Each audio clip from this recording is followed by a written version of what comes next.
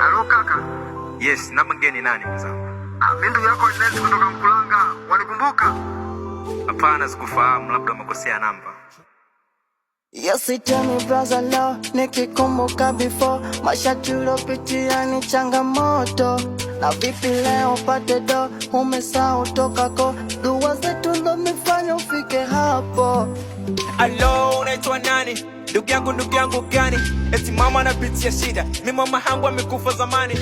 Kama unataka pesa si ungesema nikupe jamani, kuliko unaleta undugu ambao sijui una faida gani. Mina ona unapoteza muda, mina kikao na watu wakubwa. Sina ndugu wa mama mmoja, we ni mtoto wa mama mkubwa.